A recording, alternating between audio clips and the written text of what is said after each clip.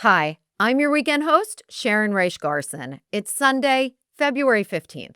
Today, Iran signals flexibility on its nuclear program ahead of talks with the U.S. on Tuesday.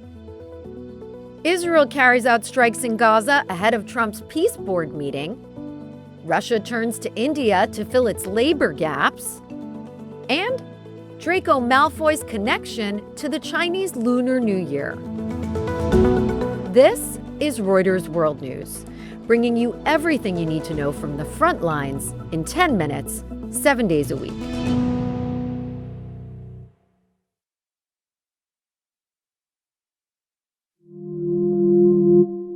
Iran and the U.S. are heading into critical nuclear talks in Geneva this Tuesday, with Tehran now putting energy, mining, and even aircraft deals on the table. Iranian officials say they're ready to compromise on parts of their nuclear program if Washington offers real economic returns. And they're pointing to potential dilution of highly enriched uranium as proof of that flexibility. This comes as President Donald Trump and Israeli Prime Minister Benjamin Netanyahu have agreed that the U.S. would push to curb Iran's oil exports to China. That's according to Axios. China buys more than 80% of Iran's oil, and any cut would reduce Tehran's revenues. Beijing is pushing back, its foreign ministry saying its cooperation with Iran is legal and it should be respected. At least 11 people are dead after Israeli airstrikes across northern and southern Gaza, with one strike hitting a tent camp for displaced families. That's according to Palestinian civil defense and health officials. Israel says the strikes are a response to what it calls multiple ceasefire violations by Hamas, claims including that Hamas fighters emerged from tunnels near the Yellow Line buffer zone. Gaza's health ministry says more than 600 Palestinians have been killed since the ceasefire deal began. The strikes come just days before U.S. President Donald Trump is scheduled to convene a meeting for the Board of Peace, which is also expected to raise funds for the Gaza project. And elsewhere on the diplomatic front, U.S. Secretary of State Marco Rubio is in Eastern Europe, working to strengthen ties with Slovakia and Hungary, two conservative governments that have close ties with Donald Trump, but often clash with other EU countries. Rubio's pushing for deeper energy cooperation and NATO commitments as both governments maintain ties with Moscow and buy Russian oil and gas. And he's also weighing in on a new report from 5 European allies that blames Russia for killing Alexei Navalny with a rare poison taken from dart frogs. We're aware of that case of Mr. Navalny, and certainly it's we don't have any reason to question it, or we're not disputing or getting into a fight with these countries over it. Rubio calls the findings, quote, troubling, and says Washington has no reason to doubt them. The joint analysis from Britain, France, Germany, Sweden, and the Netherlands says samples from Navalny's body conclusively showed the presence of the exotic toxin. Moscow's dismissing the claim as a Western hoax, according to Russia's state news agency, TASS. Over to Brazil now, where Carnival is turning political, and President Luiz Inácio Lula da Silva is right at the center of it. A samba school in Rio has built its big parade around Lula's life story. But opposition parties say that looks like illegal early campaigning ahead of the October election. Most of the complaints about the parade have already been thrown out by the courts. One case, though, is still pending. That election is expected to weigh on markets, with one analyst warning a Lula victory could be, quote, quite negative for prices.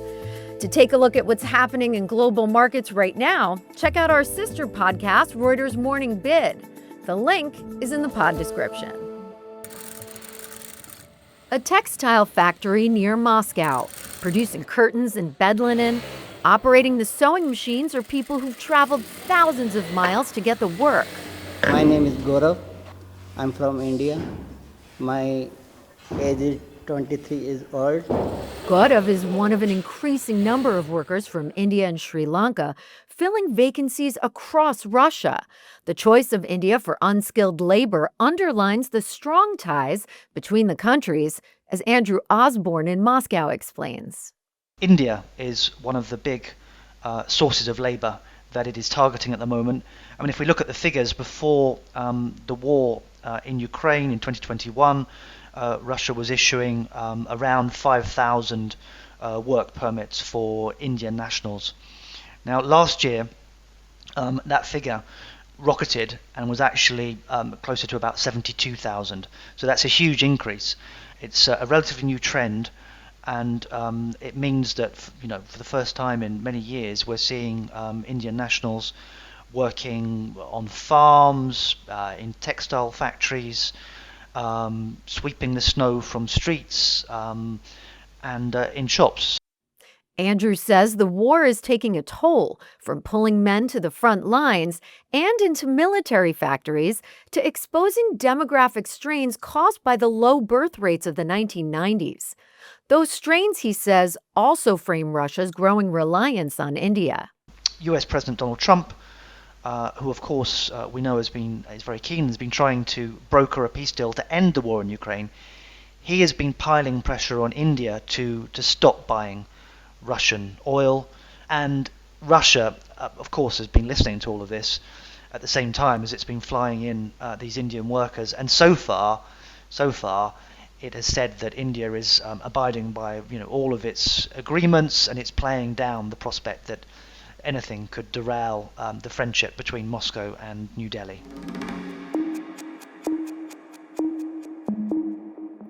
We're going to leave Moscow there and turn now to New York, where Fashion Week is underway, and that means crowded sidewalks, flashing cameras, as big names like Ralph Lauren, Carolina Herrera, and Michael Kors are pulling in packed rooms. And younger designers are grabbing fresh attention, too. Organizers have been trying to streamline the week after a dip in sponsorships, and they're even helping cover some of the venue costs for smaller brands. I wanted to get a sense of the New York Fashion Week energy, so I called TV producer Alicia Powell and caught her before the Michael Kors show. Hey, Alicia. So set the scene for us. What's the atmosphere like this year? Hey Sharon, you're right. I am at Michael Kors, where he is celebrating 45 years in business, and he's doing this at the Metropolitan Opera House at Lincoln Center. Now he's going to have some celebrity friends here to help him do that. Uma Thurman, Ben Platt, Mary J. Blige, and a host of others that will be a surprise to some of us.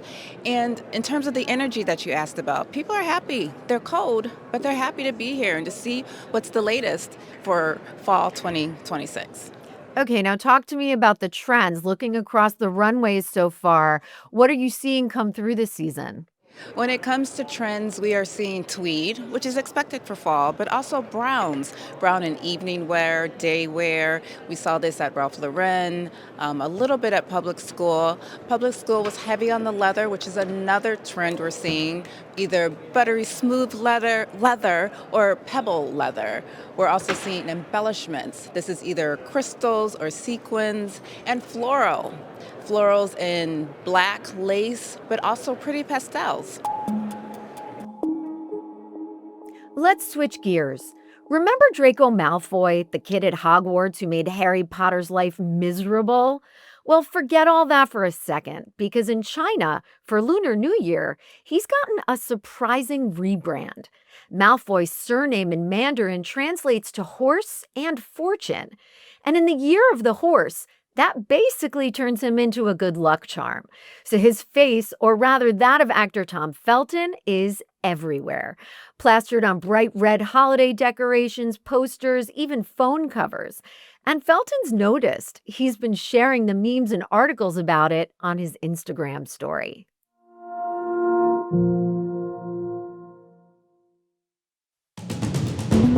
For more on any of the stories from today, check out Reuters.com or the Reuters app. Don't forget to follow us on your favorite podcast player. And if you're listening on a smart speaker, just ask for the latest news from Reuters 7 days a week. We'll be back tomorrow with our daily headline show.